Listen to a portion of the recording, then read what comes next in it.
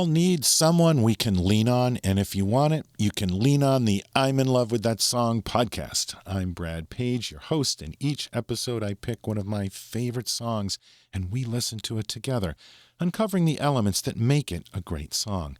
Maybe you're a musician or a music lover or just a casual fan. We all get to be musical explorers on this show, discovering something new each time we listen. On the previous episode of this podcast, we talked about the Beatles, so I think it's only fair that this time we tackle the Rolling Stones and one of their greatest moments on record, Gimme Shelter.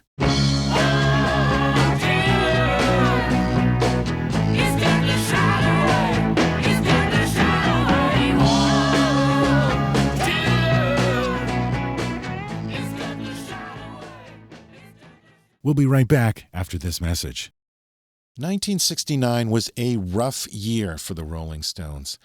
They fired Brian Jones in June, and 1 month later, he was dead.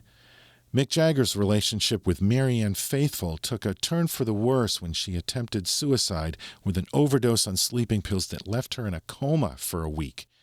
Earlier in the year, Jagger had an affair with Keith Richards' girlfriend, Anita Pallenberg, and I'm sure that didn't help Mick and Keith's relationship. The band was anxious to get out of their agreement with their manager, Alan Klein, and then, in December of '69, the Stones were at the center of the disastrous concert in Altamont, California, where 4 people died, including Meredith Hunter, who was stabbed to death. There was one upside, though, to 1969 for the Stones. It was the year they released the album Let It Bleed, a masterpiece that's a nearly perfect album, chock full of some of the Rolling Stones' best work. The album opens with the apocalyptic Gimme Shelter. The song was largely composed by Keith Richards in the apartment of Robert Fraser, where Keith was living with his girlfriend, Anita Pallenberg. Gimme Shelter is the first song on the album, so both the song and the album open with the sound of Keith Richards' guitar. Keith plays all of the guitars on this song.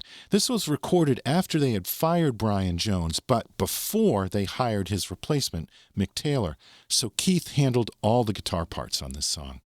His guitar comes in softly, like someone tiptoeing in the dark, afraid of what might be waiting for them in the darkness.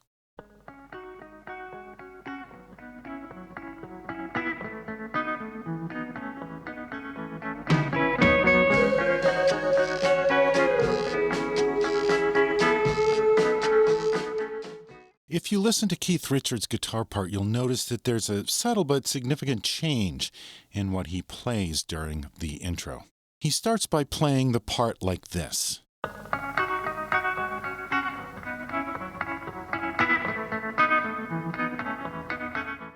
But after a couple of times around, a few passes through the changes, he adds a few more notes. The part gets a little bit more complex.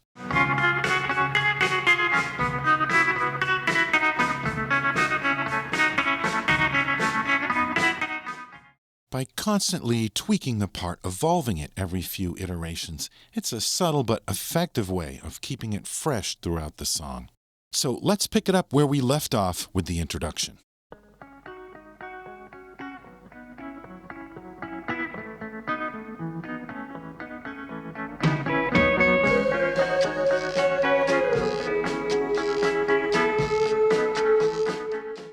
Here's what we've got so far. The rhythm guitar, which I believe he's playing in open E tuning, with a lot of reverb on it and also a tremolo effect.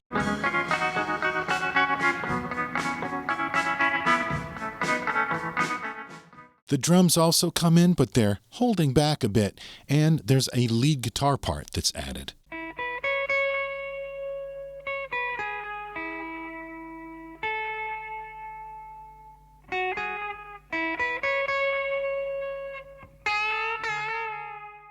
It's a very simple part when you hear it on its own, but it's so effective when you hear it in the mix. There's also some percussion and a female vocal off in the distance. The bass comes in here as well, and he's only playing one note.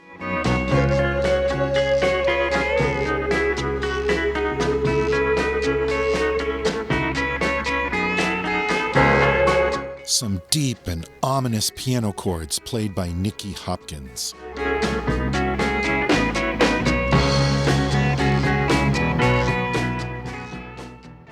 The drums come in with a beat, and we head into the first verse.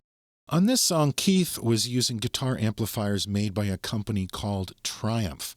And they discovered that if you got these amps to overheat on the verge of burning out, they produced this fantastic guitar sound. The amps had lights along the top that would start to dim as the amplifiers overheated. So they would watch those lights to gauge when the amps were ready to be recorded.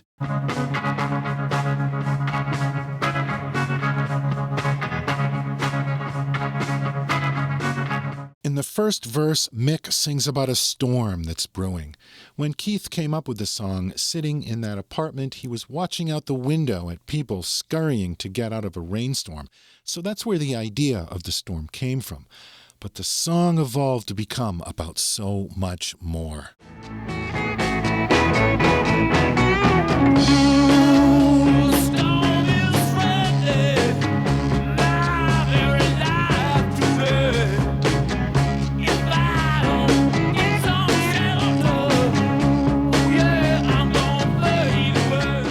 Gimme Shelter features one of Mick Jagger's all-time greatest vocal performances. Let's listen to the vocal track for this verse. Ooh, the storm is threatening my very life today. If I don't get some shelter, oh yeah, I'm gonna fade away. Here's the first chorus. War, children, it's just a shot away. I think that resonates more now than it did in '69.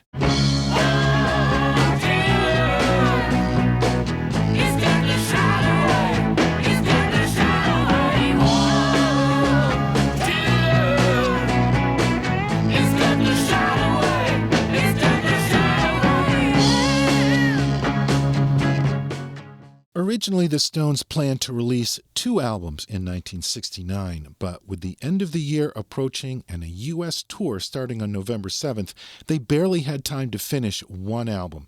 They were out of time.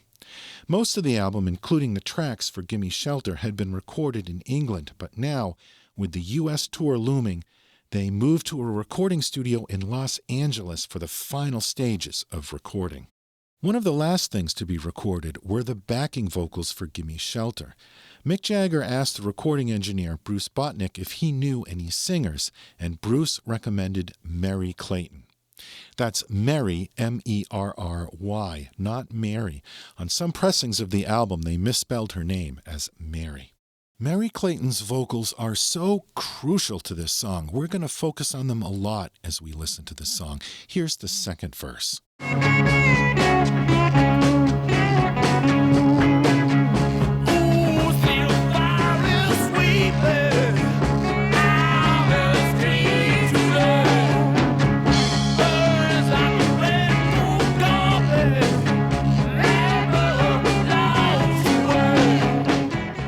They're using the tried and true vocal arrangement technique of first line, lead vocal by itself.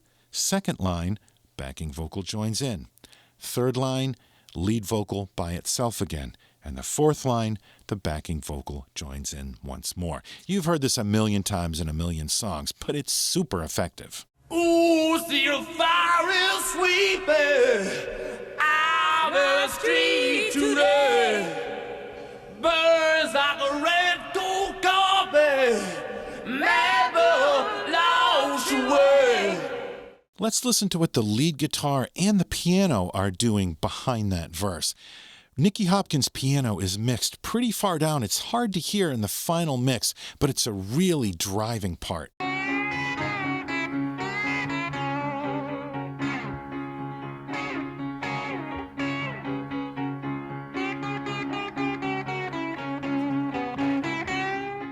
All right, let's hear that second chorus. Oh, dear,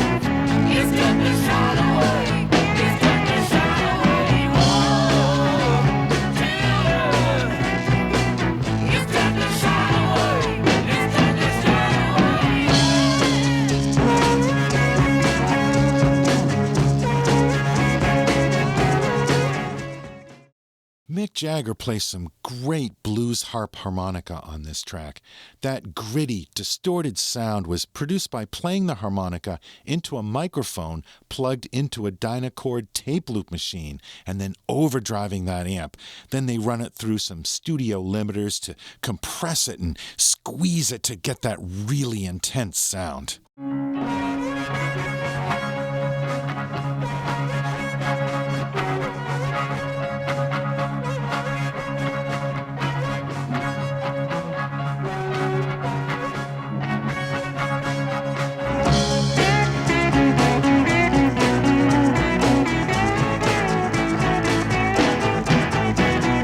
Nice little guitar solo from Keith Richards. Remember, he's playing all the guitars on this track.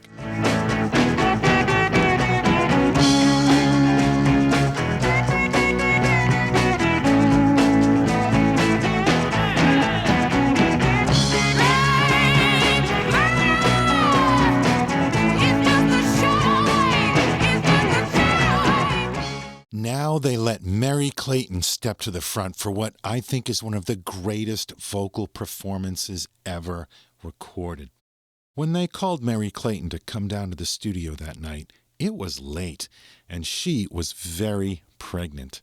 She was getting ready for bed. She had curlers in her hair. They get her on the phone and say, "We need you to come down to the studio and do some vocals." So she goes down to the studio with her silk pajamas on and a scarf around her head. She did one take, and it was great. Mick Jagger said, "Do you want to have another go?" And she said, "Sure, I'll do a second take." And in her head, she says to herself, "I am going to blow them out of this room." And so she sang this part.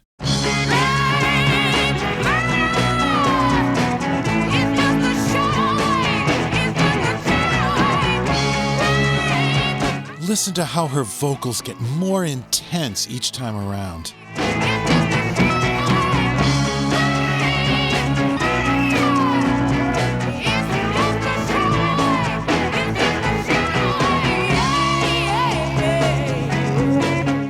Let's listen to just her vocal track. Listen to how each time she sings the chorus, she pushes her voice harder until it starts to crack. This is raw emotion, rape, murder. You can feel the weight of those words in this performance. Rape, murder! It's just a shot away. It's just a shot away. Rape, murder! Yeah! It's just a shot away. It's just a shot away. Rape, murder! It's just a shot away. It's just a shot away. I want to go back and play that last chorus when Mary hits the word murder with such intensity that her voice cracks for the second time, and you can hear Mick Jagger let out a woo. He clearly can't help himself. She's so good. And then at the end of the line, as she finishes, you can hear another whoa from someone in the studio. They are clearly blown away. Can you imagine standing next to Merry Clayton as she's singing this part? It's just a shot away. It's just a shot away. Remember, this is Merry Clayton in the middle of the night, pregnant in her pajamas, singing a song that she's never heard before with a band she's never met. This is among the most thrilling 30 seconds of music you will ever hear in your life.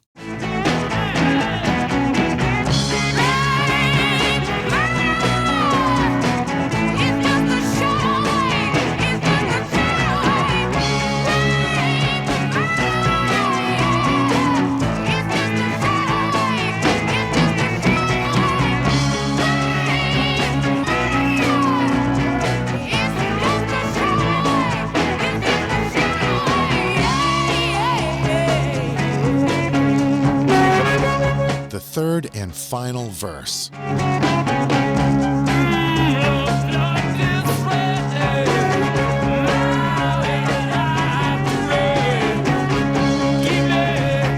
Gimme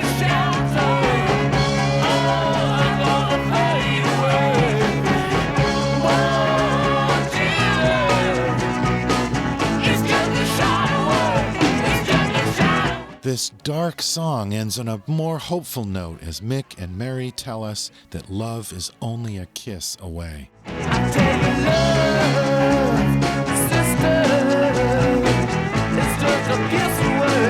It's just a kiss away. It's just a kiss away. It's just a kiss away. It's just a kiss away. Kiss away. Kiss away.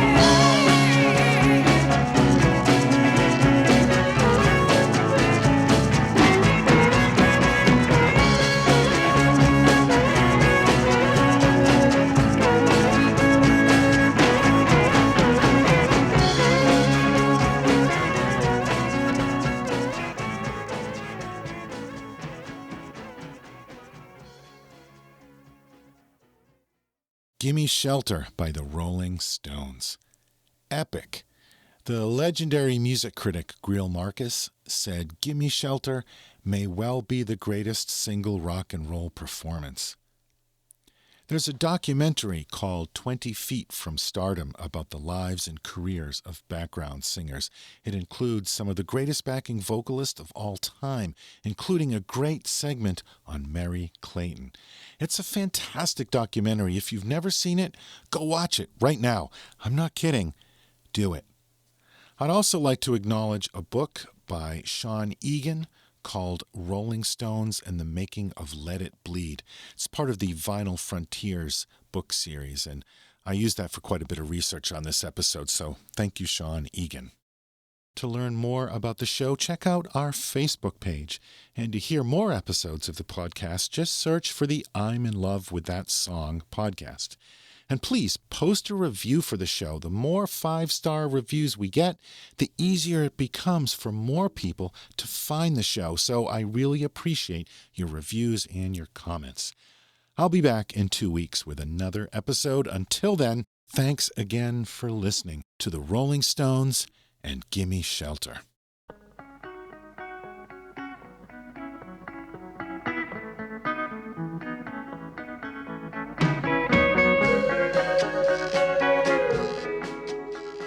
Go listen to the whole song by downloading it or buying it or streaming it from your favorite source of legit music.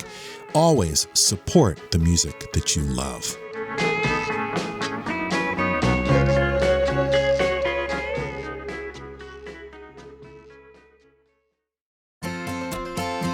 Before you move on, I just wanted to make a couple of recommendations.